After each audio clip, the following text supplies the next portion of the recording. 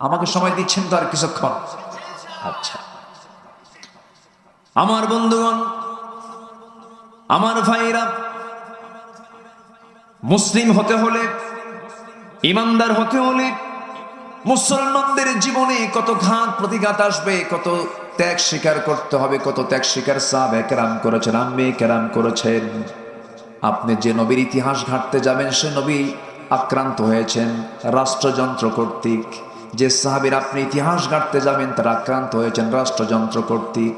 আজকের দুনিয়াতেও যারা হক কথা বলে, তাদের বাড়িতে থাকা হয় না, তাদেরকে থাকতে হয় জেলখানায়। আসতে বলবেন না, জোরে বলেন ঠিক কিনা? জেলখানায় থাকতে থাকতে জীবনটাও চলে গেল। হাসতে হাসতে দুনিয়া থেকে বিদায় নিলেন। তিনি তো বেঁচে গেলেন, আমাদেরকে কাঁদিয়ে কাঁদিয়ে এই ভুবন ছেড়ে চলে গেছেন। কিন্তু তিনি যে আন্দোলন, তিনি যে শিক্ষা জাতিকে রেখে দিয়েছেন, সেই শিক্ষা আমাদের গ্রহণ করার দরকার আছে না নাই? আমার বন্ধুগণ, ইমানটাকে টিকে রাখতে গেলে বাতিলের সঙ্গে কখনো আপোষ চলবে না। কে না জানেন একজন ইমামের সেই নামটা? কে না জানেন? সবচাইতে বড় ইমাম ছিলেন আবু হানিফা রাহমাতুল্লাহ আলাইহি। তার মৃত্যুটা হয়েছে বাড়িতে না জেলখানায়? আসতে বলুন না, বাড়িতে না জেলখানায়? জেলখানায়। তার যুগে বহু হাজার হাজার আলেম ছিল, কারো তেমন ভাগ্য হয় নাই। আবু হানিফার এমন জীবনটা কেন হলো? 8টা বছর তিনি জেল খাটলেন। কয় বছর বলেন?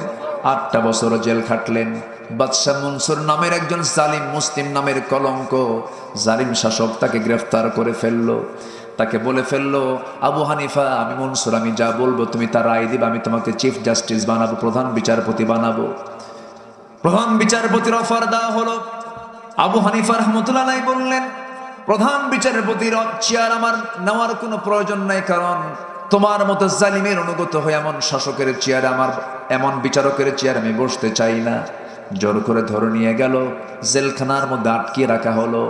মারতে মারতে পিঠের চামড়া তুলে ফেলা হলো। শেষ পর্যন্ত নিজের তার কলিজার টুকরা বৃদ্ধা মাকে পর্যন্ত ধরে আনলো। মার চোখের সামনে পিঠ মোড়া দিয়া তার 2 হাত 2 পা বেঁধে তাকে বেত্রাঘাত করা হচ্ছে। মা এই দৃশ্য দেখে তার চোখে পানি চলে আসছে। আবু হানিফা মনে মনে চিন্তা করে, হারে, মার যত কত না কষ্ট হচ্ছে, তার পেটে আমি 10টা মাস থেকেছি, মার তো কষ্ট হচ্ছে, কি করব আমি? এমন সময় মার মুখ থেকে আওয়াজ বের হলো, কলিজার টুকরা সন্তান, তুই কি চিন্তা করিস জানি না, তুই আমার ব্যাপারে তুই কি চিন্তা করতেছিস তাও জানি না, তবে একটা কথা জেনে রাখবি, আমার কলিজার টুকরা সন্তান, আমার চোখের পানি ফেলা দেখে, আমার চোখের পানি দেখে তুই ভয় পাবি না। এই চোখের পানি কিন্তু তোর প্রতি জুলুম হচ্ছে এই জন্য নয়। আমার চোখে পানি আসার কারণ হলো তোর প্রতি যে অমানবিক নির্যাতন, জুলুম, অত্যাচার গুলো চলছে, না জানি তোর প্রতি এমন অত্যাচারের কারণে তুই না জানি বা জালিম বাদশার অনুগামী হয়ে যাস কিনা, তার কথা মেনে নেস কিনা। কিন্তু আমার মন চায় এরকম অত্যাচার করতে করতে, তোর প্রতি নির্যাতন চালাতে চালাতে শেষ পর্যন্ত তুই সব কিছু সহ্য করে দুনিয়া থেকে বিদায় নিবি, শহীদ হয়ে যাবি। কিয়ামতের দিন আমি তোর মা আল্লাহর আদালতে আখিরাতে শহীদের মা হওয়ার গৌরব অর্জন করে আমি আল্লাহর সামনে দাঁড়াতে পারবো। আবু হানিফা রাহমাতুল্লাহ আলাইহি খুব খুশি হয়ে গেলেন। মাকে বললেন, মা, আমি তোমার মুখ থেকে এমন জাতীয় কথাই তো শুনতে চেয়েছিলাম, তুমি আমার জন্য দোয়া করো, আল্লাহ যেন আমাকে শহীদি মওতটা দান করে দেন। শেষ পর্যন্ত বিষ প্রয়োগ করে দুনিয়া থেকে তাকে বিদায় করে দেওয়া হলো। এরকম করে যত বড় বড় জগৎধন্য যারা বড় বড় আলেম ছিলেন, বড় বড় পয়গম্বর ছিলেন, জাকারিয়া আলাইহিস সালাতু ওয়াস সালামকে করাত দিয়ে চিরে 2 টুকরা করে শহীদ করে দেওয়া হয়েছে। ইয়াহইয়া আলাইহিস সালাতু ওয়াস সালামকে জবাই করে নবীর মাথা রানীর সামনে উপহার পর্যন্ত দেওয়া হয়েছে। এরপরে মুসআব ইবনে উমাইর রাদিয়াল্লাহু তাআলা আনহু, এরকম করে সুমাইয়ার দিকে তাকান, ইয়াসার পরিবারের দিকে তাকান, এত কষ্ট তারা করেছেন, কে না জানেন। ইসলাম গ্রহণ করে মদিনায় চলে গেছেন। মদিনায় যাওয়ার পর মদিনার উপকণ্ঠ থেকে মক্কার কুরাইশরা তাকে ধরে আনলো, মক্কার জেলখানায় আটকিয়ে রাখলো। মক্কার জেলখানায় আটকিয়ে রেখে বলা হলো, খোবায়েব, ইসলাম ছেড়ে দাও, ইসলাম ছেড়ে দাও। খোবায়েব বললেন, ইসলাম গ্রহণ করেছে ছেড়ে দেওয়ার জন্য নয়, আল্লাহর জমিনে দিন কায়েমের সংগ্রাম করতে গিয়ে হাসতে হাসতে জীবন দিব, কিন্তু বাতিল শক্তির কাছে মাথা নত করব না। খোবাইবকে ধরা হলো। খোবাইবকে ধরে জেলখানার মধ্যে আটকে রেখে খাবার বন্ধ করে দেওয়া হলো। খাবার বন্ধ করলে হবে কি? খাবার দেন কে? আসতে বলবেন না, খাবার দেন কে? আল্লাহ তো বান্দাকে খাবার দেন।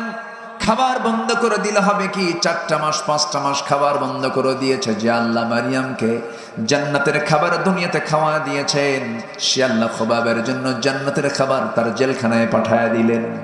4 মাস 5 মাস হয়ে যায়, খোবাবের চেহারা সুন্দর হয়ে যায়।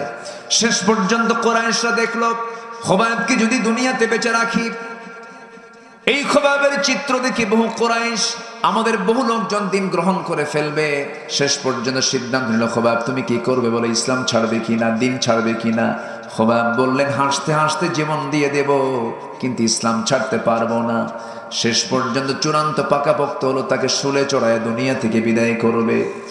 বলা হলো খোবাব তোমার অন্তিম ইচ্ছাটা কি বলো? সঙ্গে সঙ্গে খোবাব বলল আমার অন্তিম ইচ্ছা দুনিয়ার কারোর সঙ্গে সাক্ষাৎ করা নয়, আমার অন্তিম ইচ্ছা হলো তোমরা যদি আমাকে দয়া করে যদি ওযুর পানি দিয়ে দাও, ওযু বানায় নেব, নামাজে দাঁড়ায় আমি আল্লাহর সঙ্গে একটু কথা বলবো।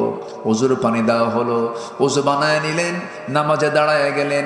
প্রথম রাকাত আস্তে আস্তে পড়লেন, দ্বিতীয় রাকাতটা একটু তাড়াহুড়ো করেই পড়লেন, কারণ তিনি মনে মনে চিন্তা করলেন হয়তো কাফেররা আমার নামাজ লম্বার কারণে মনে করতে পারে খোবাব বুঝে মৃত্যুর ভয়ে নামাজটা লম্বা করছে। নামাজটা তিনি তাড়াতাড়ি করে দ্বিতীয় রাকাত শেষ করলেন। নামাজ শেষ করে হাত দুইটো উঁচু করে আল্লাহর দরবারে লক্ষ্য করে বলছেন আয় আল্লাহ তাআলা, আরশের মালিক আল্লাহ, আজকে 4টা মাস ধরে আমাকে জেলখানে আটকে রেখেছে, আমি জানি না কি হবে, তবে তুমি আল্লাহ আমার নাকের মধ্যে জান্নাতের গন্ধ রেখে দিয়েছো, আমি জান্নাতের ঘ্রাণ পাচ্ছি। আমি আজকে 4টা মাস আমার প্রাণের চেয়েও প্রিয় আমার কলিজার টুকরা রাসূলকে দেখতে পাই না। আমি যদি দুনিয়া থেকে বিদায় হয়ে যাই, আমার বিদায়ী সালামটা তুমি আল্লাহ আমার নবীর দরবারে পৌঁছায়া দিও। এই কথা বললেন, পরিবারের মায়া ত্যাগ করলেন, কারোর সঙ্গে সাক্ষাৎ করলেন না, ওযু বানালেন, নামাজ শেষ করলেন, চক্ষু খুলেই দৌড় মারলেন তিনি সেই ফাঁসি কাস্টের দিকে, শুলে চরণের সেই মাঠের দিকে তিনি দৌড় মারলেন।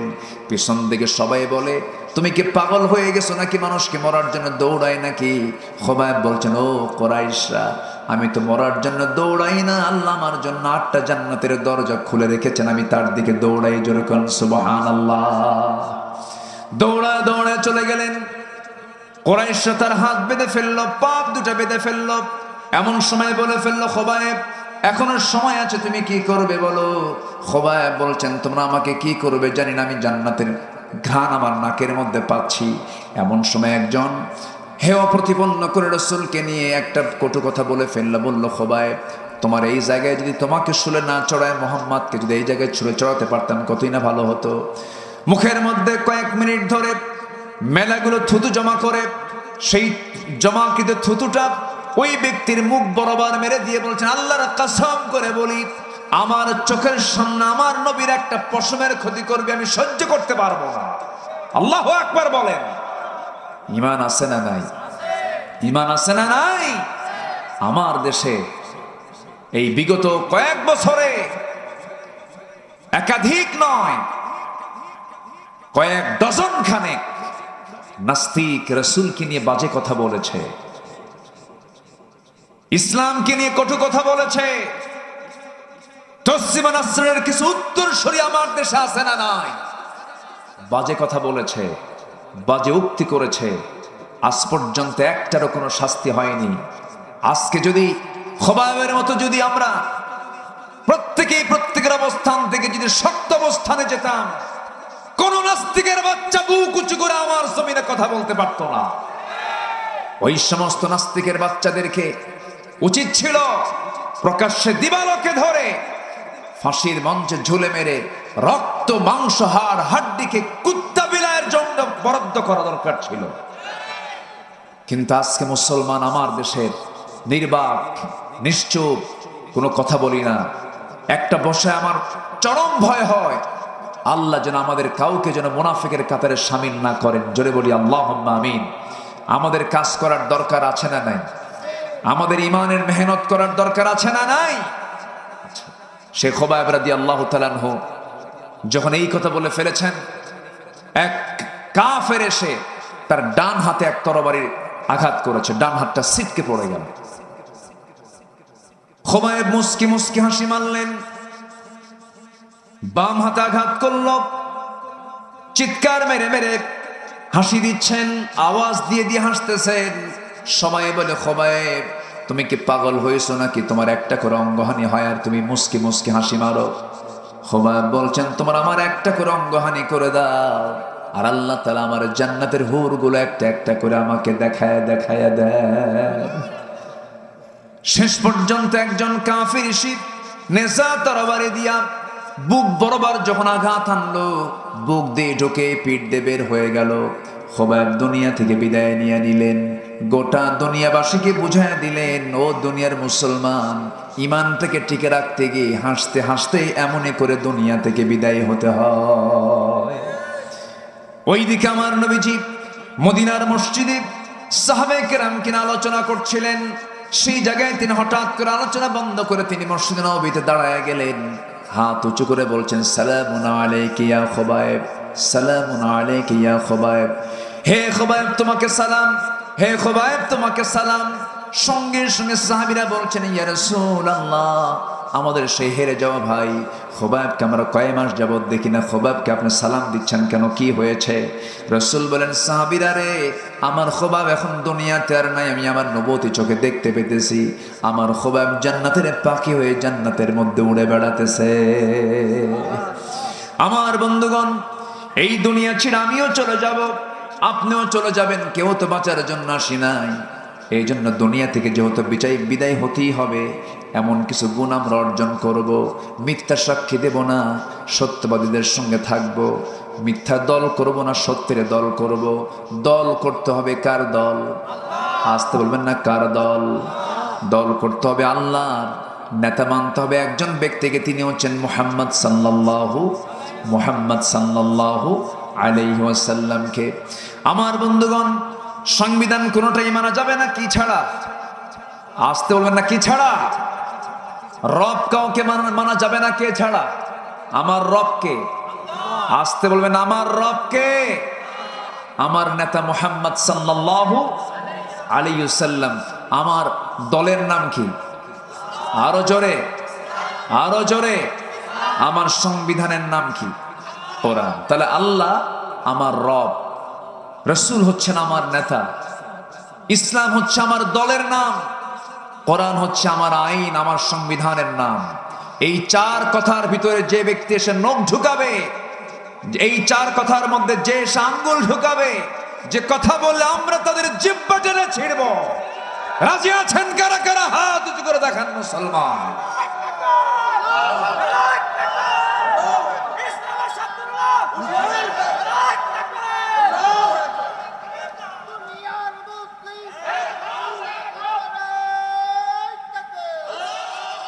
আল্লাহ কবুল করুন, জোরে বলি আমিন, আরো জোরে আমিন। সম্মানিত ভাইয়েরা, সম্মানিত বন্ধুগণ, ওই তিন সাহাবীর কথা মনে আছে কিনা আপনাদের? মনে আছে তো আপনাদের?